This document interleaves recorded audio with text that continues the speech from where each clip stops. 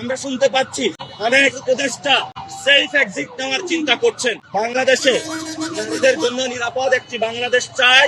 কোন নারীদের উপরে ধর্ষণ তো দূরের কথা, একটি কটু কথা বলার সুযোগ পাবে না। উপদেষ্টাদেরকে আহ্বান জানাবো, সেফ এক্সিট নেওয়ার আগে সম্পদের হিসাব বিবরণী দিন। বাংলাদেশে যে ঘটনাটি ঘটেছে এটা একটি নির্মম ইতিহাস। যে ৭১ সালে এই ধরনের কাহিনী আমরা দেখেছি।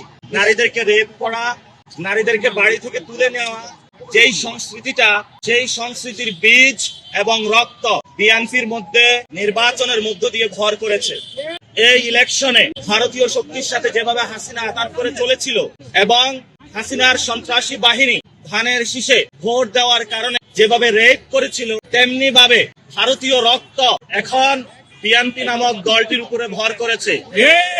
গণ অভ্যুত্থান থেকে গড়ে ওঠা জাতীয় নাগরিক পার্টি শাপলাকলি প্রতীকে ভোট দেওয়ার কারণে আমাদের সম্মানিত বোনকে যেভাবে তারা দর্শন করলো, গণদর্শন, এটা বাংলাদেশের ইতিহাসে একটি নজিরবিহীন ঘটনা হয়ে থাকলো। এই ইলেকশনে মা এবং বোনেরা সবাই এগিয়ে এসে দাঁড়িপাল্লা শাপলাকলিতে ভোট দিয়েছিলেন। তারা জালেমের জুলুমতন্ত্রের বিরুদ্ধে দাঁড়িয়েছিলেন। যদি এটা অন্যায় হয়, এবং আমরা বিভিন্ন জায়গায় দেখেছি আমাদের অনেক ভাইকে খুন করা হচ্ছে, বাড়িঘর হামলা এবং মামলার মধ্য দিয়ে তাদেরকে নিয়ে যাওয়া হচ্ছে।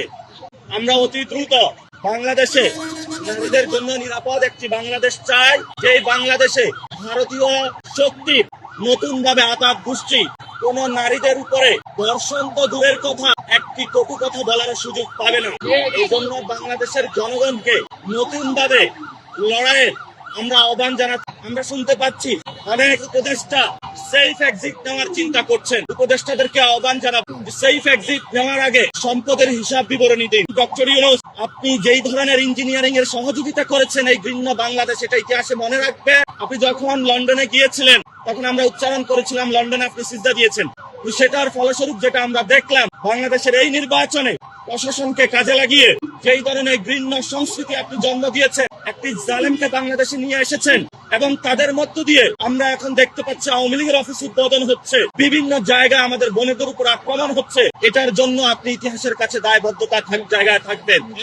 আমরা কাউকে ক্ষমা করার পক্ষপাতী নই। যখন শহীদ উসমান হাদি ভাইয়ের হত্যাকাণ্ডের বিচার চাওয়া হয়েছিল, বলা হয়েছিল ইলেকশন বন্ধের পায়তারা, ইলেকশন হয়েছে। আমরা এখানে শহীদ উসমান হাদি ভাইয়ের চত্বর থেকে বলতেছি, বাংলার জমিনে শহীদ উসমান হাদি ভাইয়ের হত্যাকাণ্ডের বিচার হতে হবে। যদি ওই হত্যাকাণ্ডের বিচার হতো, আজকে আমার বোন গণধর্ষণের শিকার হতো না। যে সন্ত্রাসী কার্যক্রম তারা শুরু করেছে দলটি, আজকে সন্ত্রাসী অ্যাক্টিভিটিজে তারা সাহস পেত না। ইঞ্জিনিয়ারিং করেছেন, যথেষ্ট হয়েছে। সন্ত্রাসী কার্যক্রম বন্ধ করুন। আপনার জন্য লজ্জা, অনেকগুলা চান্দাবাদ সন্ত্রাসী দখলদার পার্লামেন্টে তাদেরকে প্রবেশ করিয়েছেন। আপনার প্রশ্রয়ের কারণে তারা আজকে আমার বোনকে গণধর্ষণের জন্য সাহস পাচ্ছে।